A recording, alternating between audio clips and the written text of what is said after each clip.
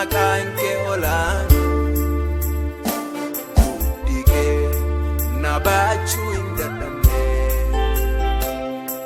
Yesuus maqaan kee olaanu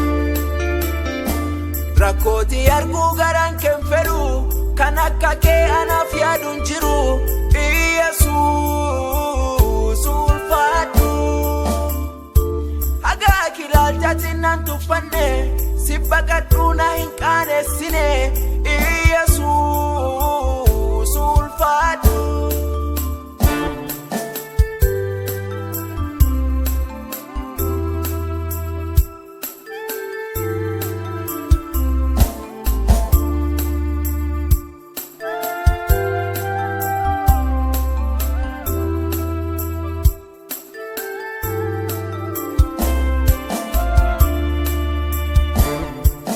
atoonuuf hin beekinu na beekte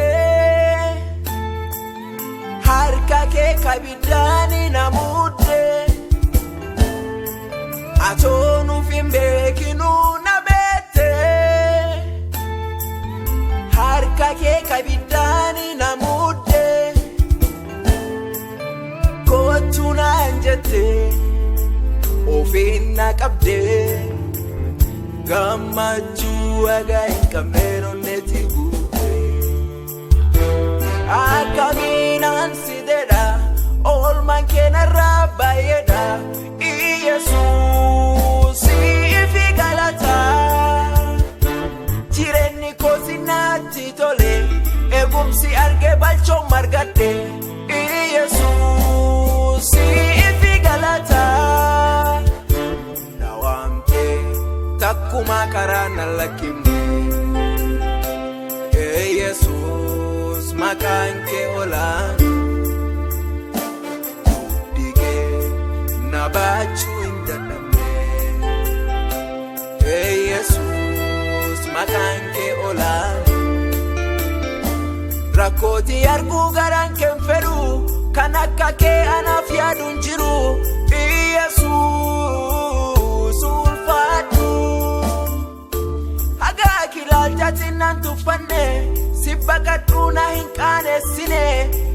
Yesuus ulfaadhu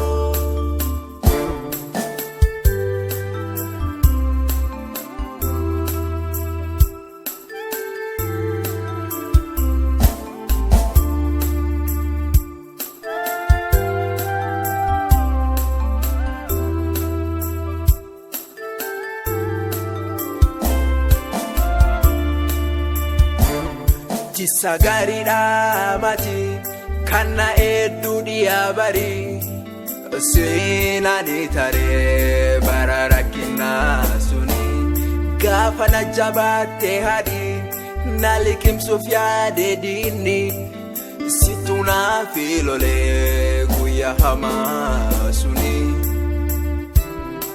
Yesuus ataantee kiyyaa kana taantu. Yesuus gargaarsa biraa hin barbaadu.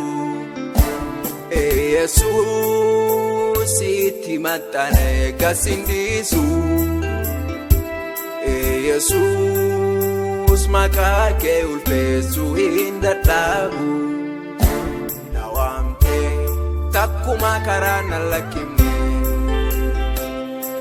Yesuus maqaan kee olaanu na baachuu hin dadhabne. Yesuus maqaan kee olaanu rakkooti arguu garaan kee fedhu kan akka kee anaaf yaadu hin jiru.